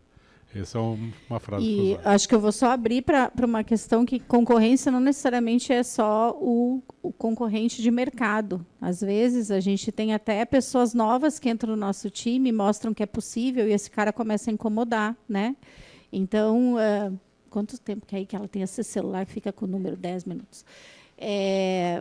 Então, o que acaba acontecendo? Geralmente chegam profissionais, vamos dizer, uma equipe de vendas. Ninguém nunca vendeu, está todo mundo ali vendendo pouco, vendendo aquele nível. Aí contrata um vendedor novo. Aí esse vendedor começa a vender pra caramba. Nossa, que raiva desse cara. Até então estava todo mundo ali tranquilo. Então, pessoas que fazem diferente, ou pessoas que mostram que é possível, geralmente elas incomodam. Então, isso também é uma concorrência que faz com que a gente se mexa. Então, tudo isso faz parte também da gente fazer as reflexões até do conceito da palavra, que nosso português é muito amplo. Então, a concorrência interna também ela existe. Não sei se você quer complementar mais um pouquinho. Eu acho que a única coisa que a gente tem que ver quando tem uma questão de cultura é a quebra de paradigmas. quebra de paradigmas. Eu acho que é uma coisa que quando você está na empresa e você vê assim, pô, surgiu uma tecnologia nova, ou um concorrente tem que correr atrás. E a gente tem resistência interna. Então, eu acho que uma palavra é quebra de paradigmas. A inteligência veio para quebrar. Todo mundo está preocupado que você vai acabar o emprego, que não vai ter mais emprego, que vai substituir o ser humano. Não, sempre vai ter um ser humano. Né? A gente tem, como o Ale falou muito bem, é matemática que está por trás. Somente isso. Né? Então, acho que a cultura ela muda conforme a empresa, que nem a Grazi falou. Tem empresas que eu já participei de fusões e o pessoal que da empresa que é comprada, a primeira coisa, vou ser demitido. Mas a gente vê se a pessoa se acostumar com a cultura dessa empresa nova que está sendo adquirente, não tem esse problema. E geralmente vem para somar, né? Eu acho que esse é o ponto principal. Esse é o primeiro painel. Terminamos aqui as primeiras perguntas, viu? Terminei no tempo, no horário, estou buscando, viu? Bacana, né? Vou passar para o nosso professor, diretor, mestre de cerimônia. O que mais aí que você faz? Muita coisa, né, Ale? Obrigada, gente, obrigada. Obrigada. E agora, Romero, não sai daí não adianta querer fugir, não, porque você sabe que, além dessa conversa do painel, o Romero vai trazer aqui alguns casos do que ele tem visto na Mindsight, que atua hoje, né? Daqui a pouquinho. Tá?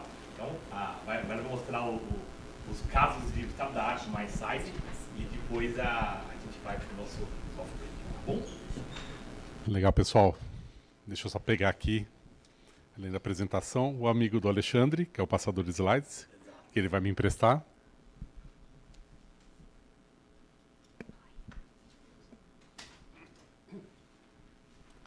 Bom, pessoal, muito obrigado pela participação. Nós vamos trazer aqui um pouco de casos e aplicações de inteligência artificial e o estado da arte que a gente tem visto. Então, os casos que eu vou trazer aqui para vocês são casos nossos que estamos trabalhando, seja Brasil ou fora, mas antes eu quero contextualizar um pouco, assim como o Alexandre também sou diretor adjunto de inteligência artificial aqui na NEFAC, atualmente sou como head dos laboratórios de IA da Mindsight do Brasil.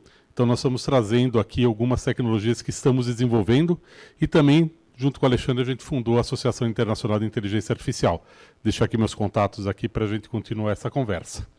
Começando uma provocação aqui para vocês, tem muita gente conectada, tem muita gente aí com o celular na mão, mas como que nós geramos, como nós podemos fazer a diferença no mundo cada vez mais conectado? Fala muito de dados. Aqui no nosso painel a gente conversou muito e principalmente as empresas ainda trabalham abaixo da linha d'água.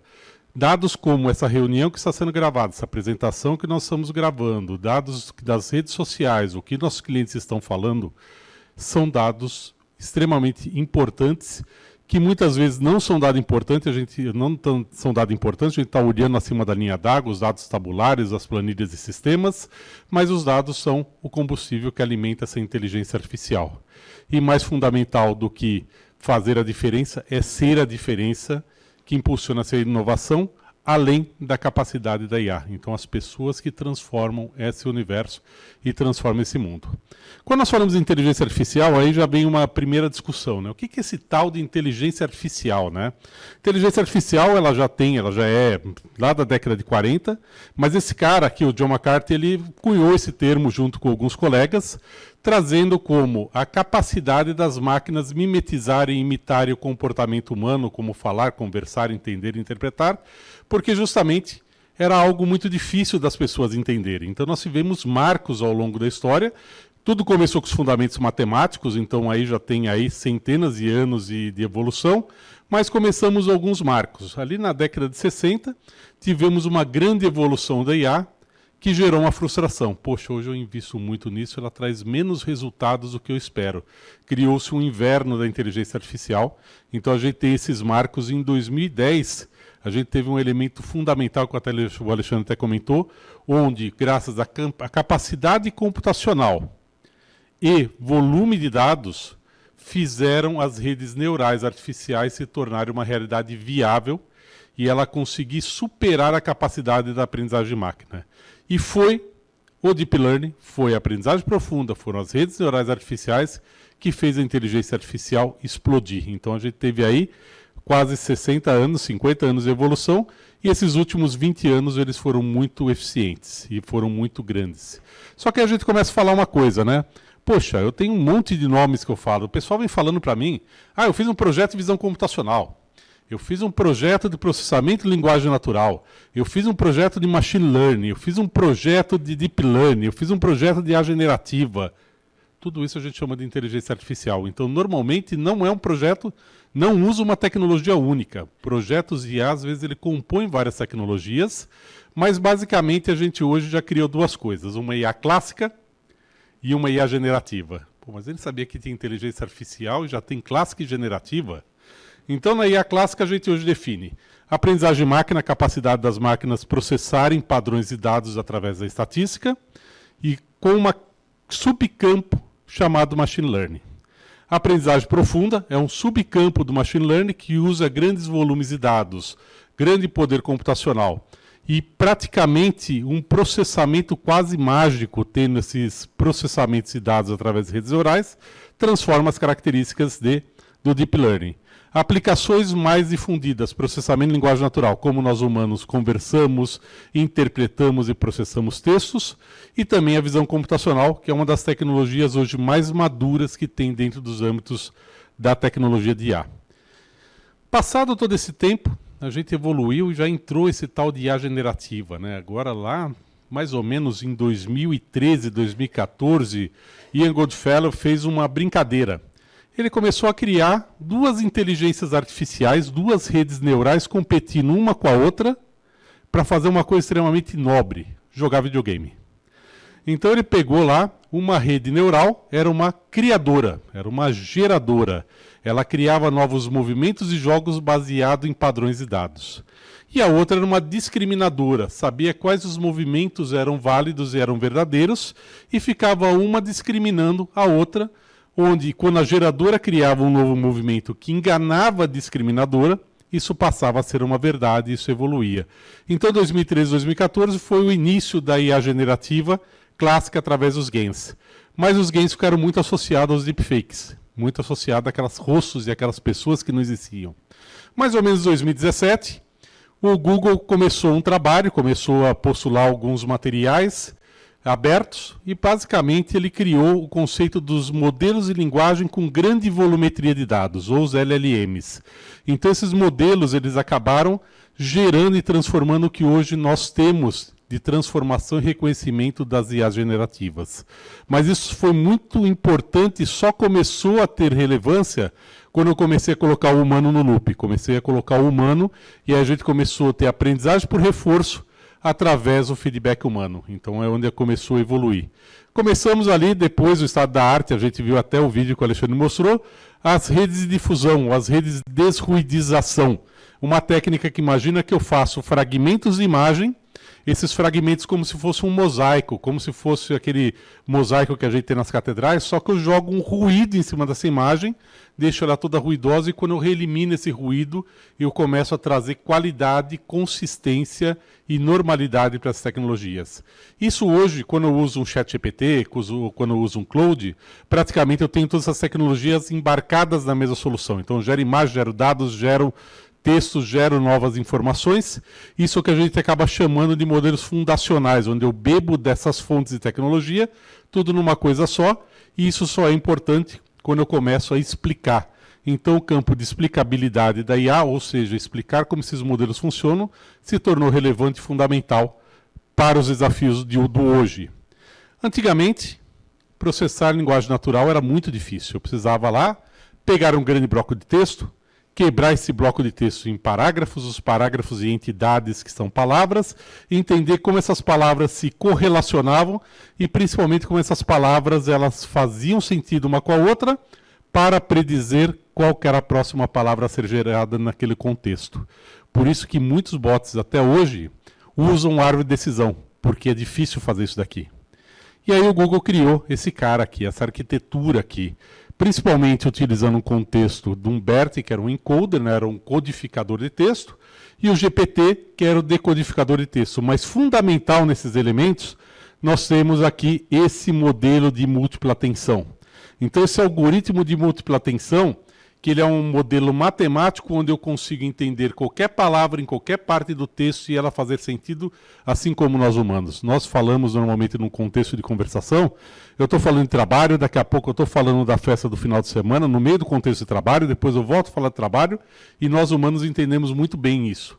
Mas a inteligência artificial se perdia totalmente e não conseguia distinguir esse tipo de informação. Por isso que a gente começava a ter essas transformações.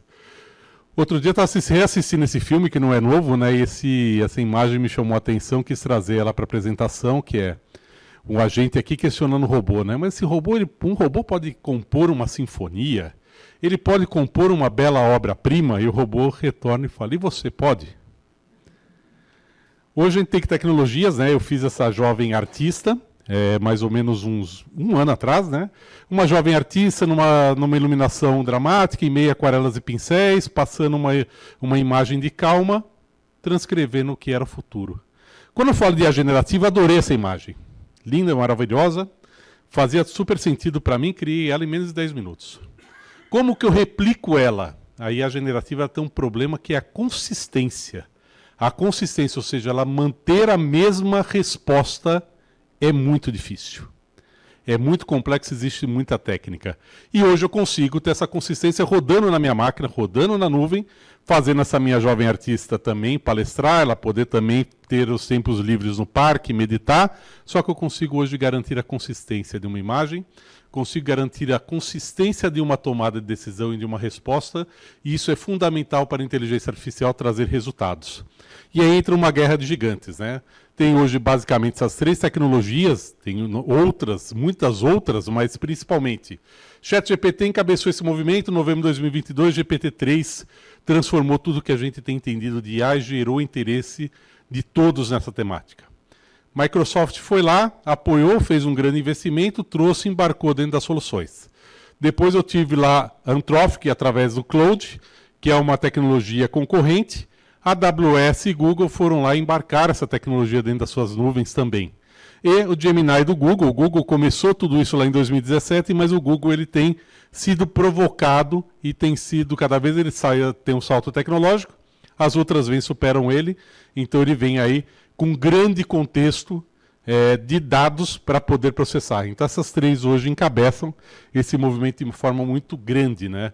Mas como que esses modelos de linguagem com grande volumetria de dados, eles trabalham? Primeiro, eu pego muitos dados e treino modelos para eles entenderem e conseguirem responder dentro do que a gente chama de contexto. Eles têm um contexto amplo e eu começo a ter uma entidade aqui, mágica, chamada engenharia de prompt. A engenharia de prompt é como nós conversamos com o modelo, esse modelo ele responde baseado nos dados e informações que ele foi treinado. O prompt, o LLM, não necessariamente conhece a tua informação e, principalmente, ela não conhece a tua informação atualizada. Aí eu tenho uma dificuldade. Como que eu trago o dado do meu último relatório? Como que eu trago o dado do meu último estudo? E como que eu trago o dado da minha última notícia que acabou de ser divulgada para dentro do universo de IA generativa do modelo de linguagem? Através de 2 técnicas. Ou uma técnica chamada RAG, que é recuperação aumentada generativa, ou uma técnica de fine tuning, onde eu incorporo esses modelos dentro do meu modelo de LLM. Então, o que é o objetivo dessas 2 técnicas? É ampliar a janela de contexto. É fazer esse modelo de linguagem responder de forma assertiva, controlada, com um dado atualizado. Então, aí a gente começa a trazer esses 2 elementos do RAG e fine tuning, aplicando o domínio de conhecimento dentro dessas técnicas. Quando eu junto tudo isso, então hoje os modelos atuais eles já têm um fine tuning muito bem definido, e hoje quando eu pago licenças eu consigo ter essa janela de entendimento, consigo trazer essas informações e quando eu faço perguntas elas não alucinam. Alucinação, aliás, é o nome técnico que a gente usa para uma resposta equivocada que a minha IA generativa dá. Então ela realmente alucina mesmo, ela traz uma resposta, por mais convincente, ela vai trazendo um espectro aqui bem estranho. O que nós estamos vivendo agora? Vamos sair do modelo de chatbot? Vamos sair do modelo de conversação? Hoje nós temos, o Alexandre ele até trouxe, eu vou fazer algumas referências, porque ele trouxe umas coisas legais. Ele falou que hoje ele tem um agente jurídico, ele tem um agente de engenharia, ele tem um agente de comunicação, ele tem um agente professor. E hoje a gente tem verdadeiros enxames de IA entrando nas empresas. Então, por que os enxames? O conceito de multi-agente tem sido fundamental hoje para fazer a diferença. Onde eu trago domínios e conhecimentos específicos e trago aquela máxima de tecnologia. E hoje eu divido grandes problemas em pequenos pedaços de solução. É o dividir para conquistar. Então o enxame aqui faz parte de um framework que a OpenAI acabou de lançar chamado Swarm.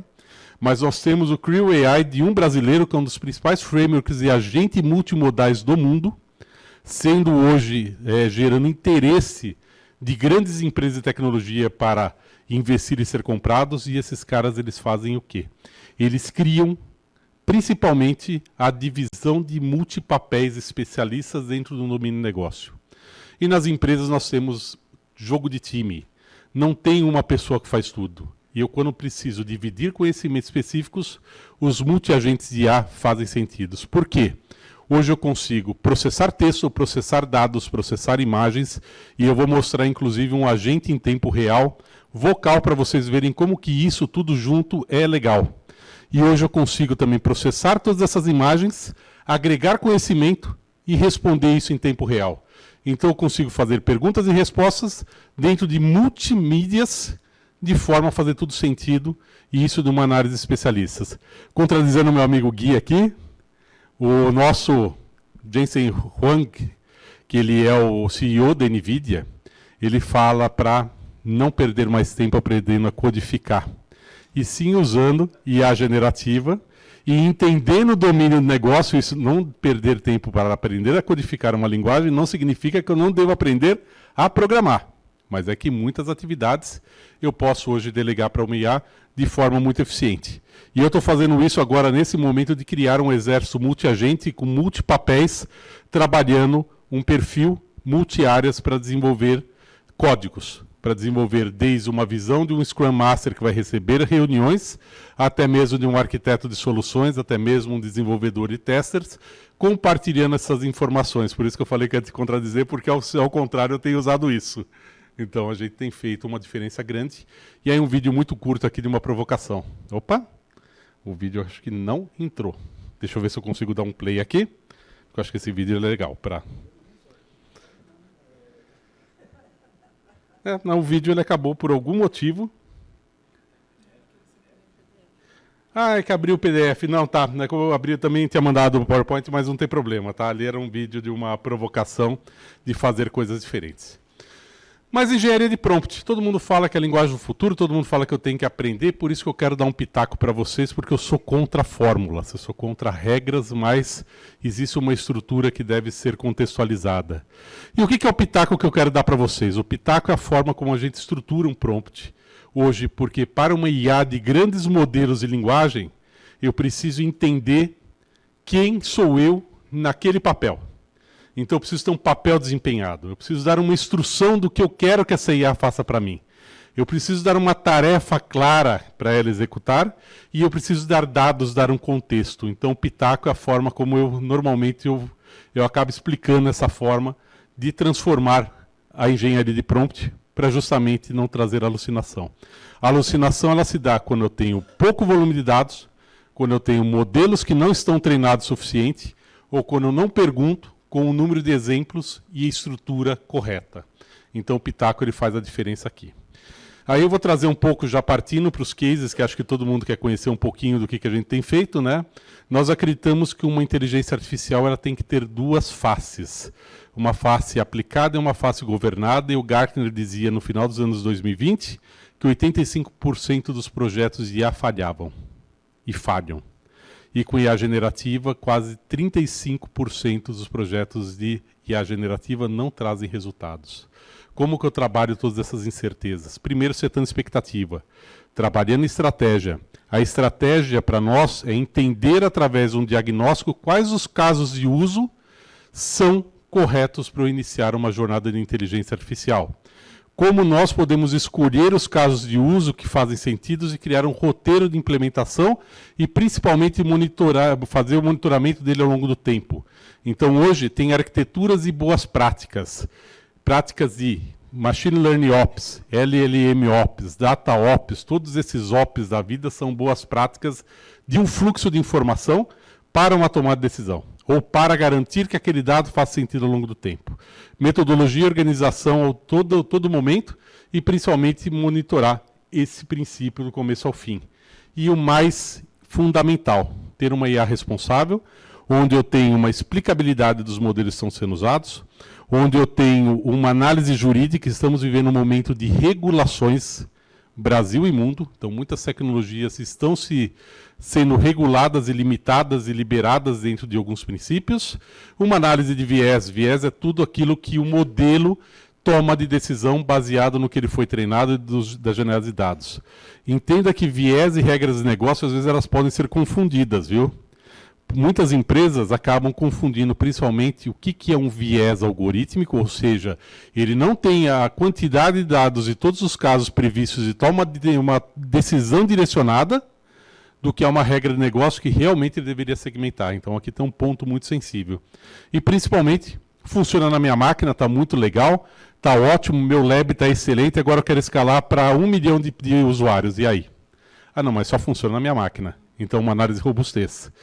E para isso a gente hoje, dentro da Minsight, nós trabalhamos um framework chamado Rail, que esse Rail ele é uma sigla, ele foi desenvolvido em parceria com a Microsoft, então ele é um framework proprietário, mas desenvolvido em parceria, de uma IA responsável, ambiciosa, integrada e liderada, fazendo principalmente uma jornada onde eu inspiro as áreas de negócio, faço aqui um assessment, entendo. Então, todo o projeto hoje, dentro dos laboratórios que nós conduzimos, a gente entende como faz sentido para as empresas.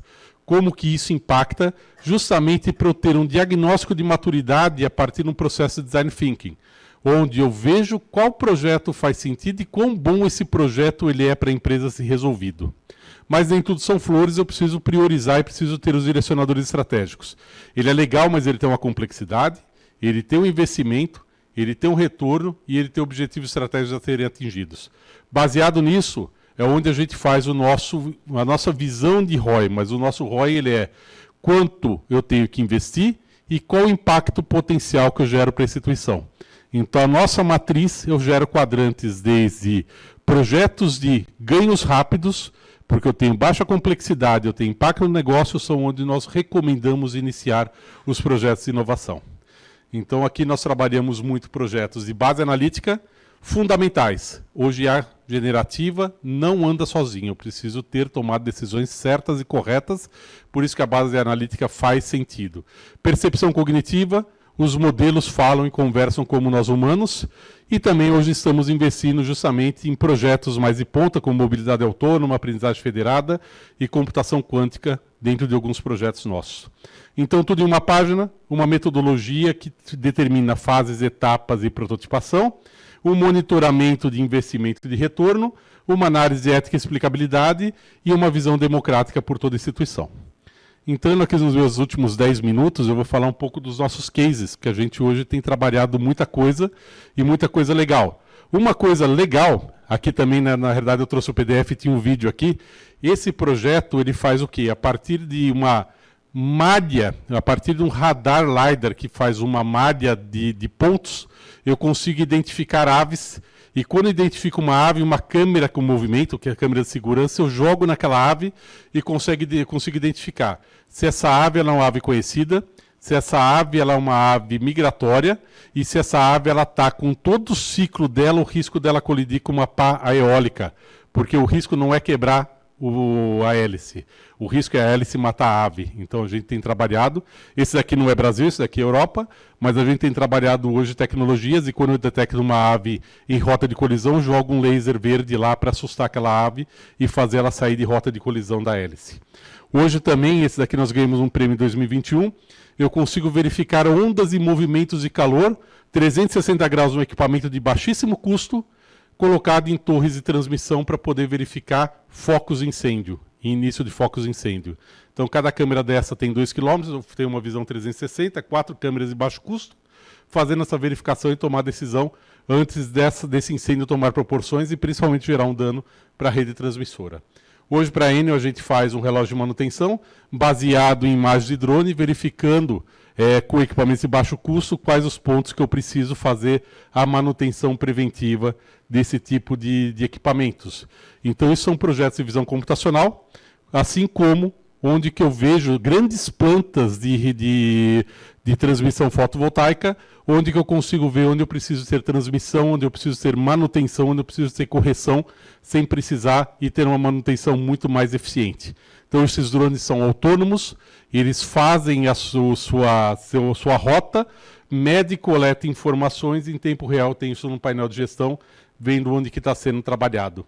Aqui eu verifico falhas e peça, principalmente onde que eu tenho superfícies, dimensões a partir de visão computacional. Então, hoje eu consigo trabalhar a imagem de visão computacional, não só no ambiente industrial, não só no ambiente de transmissão, mas também hoje eu consigo extrair documentos manuscritos de um formulário, eu consigo ter a parte de documentação e consigo ter a parte de trabalhar essas informações de forma real.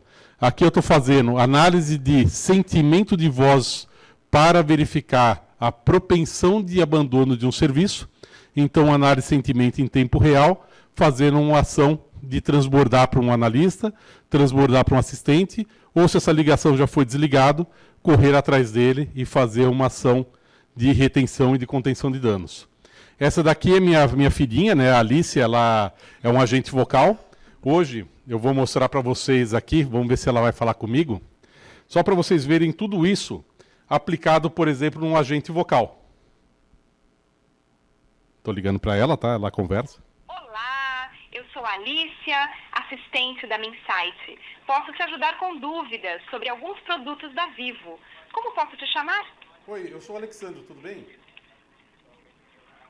Oi, Alexandro, tudo ótimo. Obrigado por perguntar. Como posso te ajudar hoje? Eu estou super estressado, meu roteador está com umas luzes aqui piscando, não estou conseguindo acessar a internet. O que eu tenho que fazer? Oi, Alexandro, entendo a frustração. Vamos resolver isso juntos. Primeiro, você pode me informar quais são as luzes que estão acesas ou piscando não sei, no seu tá tudo roteador? piscando aqui. Entendi, Alexandro. Vamos começar desligando o roteador da tomada, aguardando 10 segundos. Obrigado. Então ele vai fazendo, e aqui o que é interessante, eu consigo ter interrupção, porque eu consigo interpretar o texto em 1/3 de segundo, eu consigo entender qual que é o sentimento. Se eu estou estressado, ele vai sempre buscar uma forma conciliadora, e eu estou processando dados em tempo real para poder verificar. Acho que todo mundo aqui tem internet, e muitos aqui usam uma operadora que eu citei, para fazer esse tipo de análise e esse tipo de resolução. Então, tudo isso que eu falei para vocês, hoje nós temos aplicado, tudo piscando, né? E aí o que eu quis trazer, né? A incerteza no processo. Então ele consegue entender muito rapidamente o que eu estou perguntando, entender muito rapidamente do que eu estou falando e trazer qual o procedimento correspondente para aquilo. Então eu já consigo incorporar isso não só para dentro de uma voz, isso também com um número de telefone que eu acabei ligando, mas isso a gente pode fazer, quem quiser depois testar, eu passo o número para vocês brincarem, tá? E aqui tem o número de... Aqui hoje a gente também faz transformação de códigos ao longo do tempo, e indo aqui só para o meu final, hoje para Vivo nós estamos fazendo modelos de base analítica para verificar a oportunidade de aumento de faturamento em quadros ópticos que são subutilizados. Então a gente hoje consegue entender grandes volumes de dados e verificar clientes que podem ser aderir a plano pós-pago, isso trazendo um resultado muito grande. Então aqui a gente elimina gatos. Esse daqui eu tenho trabalhado hoje no segmento de governo, processamento de documentos de isenção. Eu mando praticamente um pacote de 100 páginas entre nota fiscal, certidões, declarações e formulários para fazer isenção de ICMS, IPCA e TCD para taxistas e para reportadores de eficiência. E também eu consigo fazer uma análise de isenção fiscal, dando um parecer para o meu auditor, e esse auditor, caso não convencido, ele consegue perguntar mais para o modelo. Então, isso a gente tem utilizado. Aqui também para movimentos na justiça, onde eu consigo fazer, aqui assistindo mais de 900 magistrados, um modelo de andamento de processo entre inicial, distribuição e decisão para ver qual o tempo que vai demorar para esse processo chegar nesse profissional. Então, a gente tem hoje ajudado muito esses processos aqui no Brasil. Agora, saindo do Brasil, mas mais atualizado que nunca, hoje nós atuamos na Colômbia para fazer plataforma de detecção de fake news e combate à desinformação, também a partir de indexadores. Então, hoje a gente atende isso daqui para governo e principalmente para fazer a parte de identificação desses modelos em mídias sociais, e também hoje aplicando em cima de 100 milhões de nós e 500 milhões de informações gerenciadas, fazendo processamento de análise de grafo, verificando qual a propensão dessas pessoas e qual a disseminação que está sendo feito em cima de fraudes fiscais. E hoje esse daqui é um pouco mais antigo, mas é época da pós-pandemia, indicadores socioeconômicos para a justiça também agilizando o processo de tomada de decisão aqui para os magistrados, principalmente com perfil demográfico, com análise de reincidência desse problema, para poder ajudar também promotores e juízes.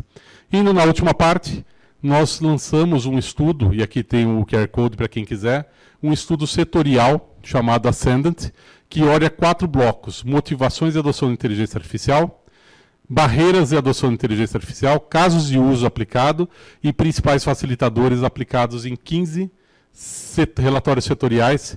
E aqui os recortes que a gente acabou falando do nível de maturidade, que eu acabei até comentando. Hoje, seguros, finanças, telecomunicações são os que encabeçam aqui o nível de 0 a 4, os mais maduros. Isso é como nós fazemos dentro dos laboratórios de inteligência artificial. Hoje estou na NEFAC também e posso ajudar vocês nessa jornada de entender quais os melhores movimentos e os melhores modelos para nós termos esse trabalho. Para finalizar, um slide. Hoje nós fazemos muito bem geração de código, geração de texto e geração de imagens, e estamos evoluindo na parte de vídeo, e hoje nós trabalhamos uma IA rasa ou uma IA restrita, que é um trabalho potencializado, por mais que se diga que vai ter uma IA forte, ainda deve demorar aí seus anos, e regulações vão fazer postergar bastante coisa que nós não estamos prontos para ela. E são só os primeiros passos de inteligência artificial. Muito obrigado.